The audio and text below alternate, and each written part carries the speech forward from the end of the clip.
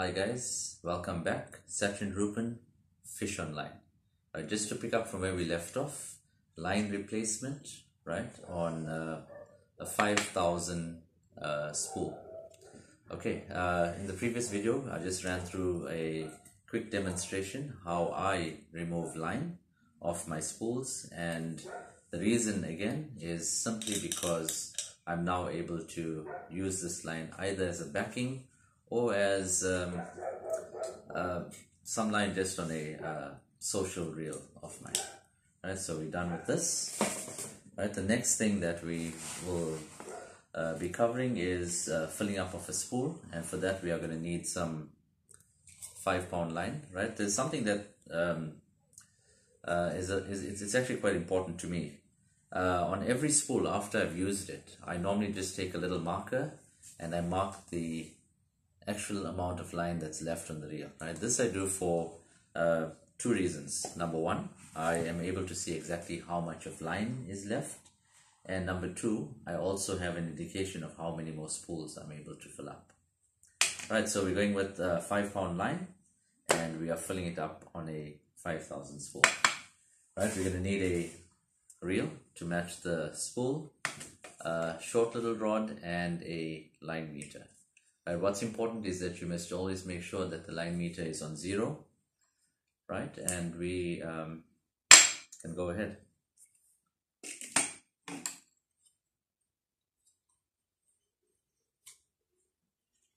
Sachin, while you're doing that, why is it important to use a 5-pound line?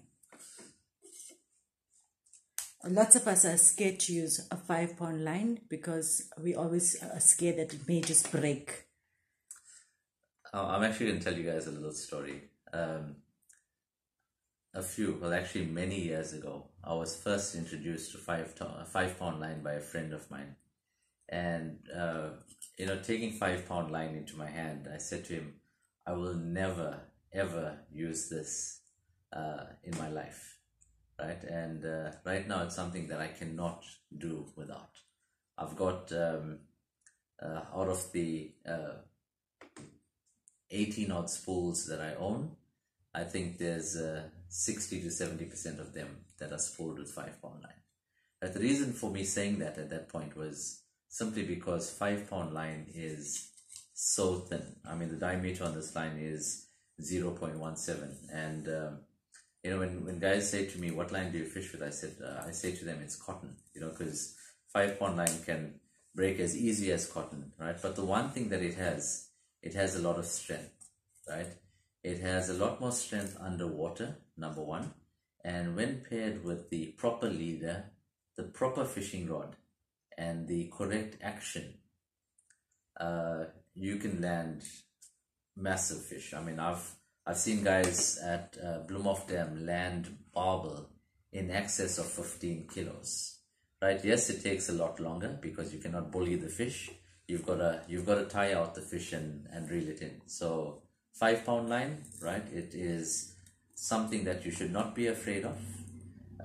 Give it a go, right? I will do a presentation on tying a leader, right? And I think that is the key thing in the use of 5-pound line. Right? There's a lot of guys that have different methods of spooling on line, right? For me, right, the most important thing is that the way the line comes off the spool should be the way that it goes onto your spool. Right? There's some guys that hold it on sideways, right? There's some guys that put it underwater, and I've done it this way and it works for me. Right? I just keep it upright and make sure that the spool, or the way the line spools off, is exactly the way that the line spools onto the reel.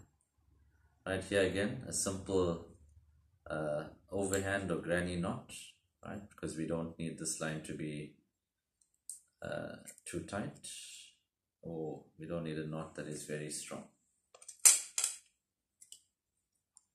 But what's important always, I think, is not to leave too many tag ends, right? For those of you who don't know what a tag end is, that's a tag end, right? So try to eliminate tag ends, right? Cut it off as fine as you can.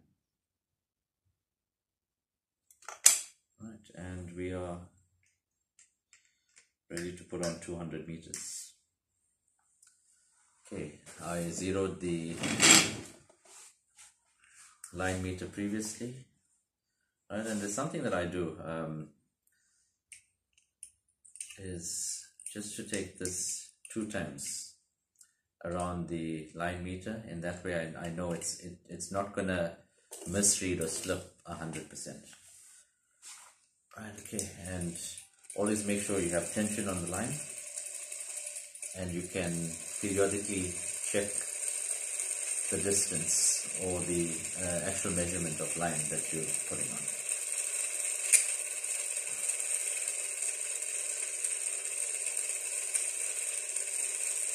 Sachin, when can we use a 7-pound line? Okay, the difference between 5 and 7, right? Number 1 is diameter and number 2 is strength, right? The reason why more competitive anglers use 5-pound is simply because it is a thinner line. A thinner line means that it's going to sink faster underwater, and it will not stay on the surface and give you a big bow. It also has less resistance when you are fishing, when you are casting, as well as less resistance in the wind. Right, so 5-pound line will get your line much straighter quicker than 7-pound. Right, 7-pound line you can use. I mean, it's at times like this when most dam levels are higher up.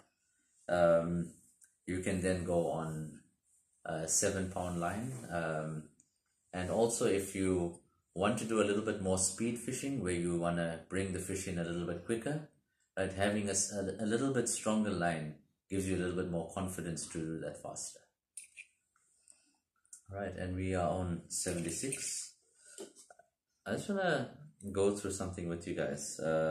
Most of the newer spools on XX as well as the Sensation line, it comes with a little mark on the 300 meter mark. So halfway on the spool, it has a little black mark, and I think the Sensation has a measurement. Right, so that is something which is a good guide if you do not have a line meter and you're filling up a 6,000 spool, or you just want to get 300 meters of line on your reel.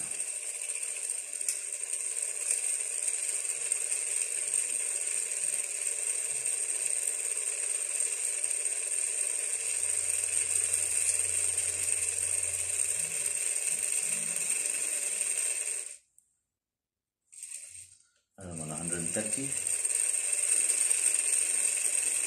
Sachin, what is your advice to the guys who are going for KZN trials in a week or 2 weeks' time? That's 1 week time. As in a week's time. Just in a week's What is your advice to them concerning their spools?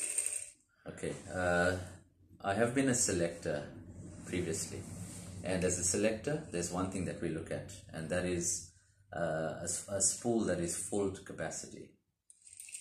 Having a spool that is full to capacity aids you in casting further, right? And that is one of the most important things. The second reason is if you have to break off on an empty spool, right? It's gonna put you under undue pressure, and you're not going to have enough line to cast out if you need to get out at a longer distance, right? So that is one of the key points for the guys who are attending trials, or just the everyday angler who wants to get a few meters more in their cast. Having a full spool will give you more distance. Another question, just an example. I've got a full spool. I'm going for KZN trials. I've used that spool consistently now for 3 or 4 or 5 outings. Do you still think that I should replace the line on that spool? And why? Okay, personally, I always replace line. Regular use of line means regular replacement. Even if you have a full spool, you get line that gets worn out, line that gets little kinks, gets little bruises, and that creates weak spots in your line. So yes, I would definitely re-spool one or a few of those reels that you've been using for practice. Okay guys, and we have filled up the 5,000 spool with 200 meters of line, right? And there we have a full spool. Perfectly full spool.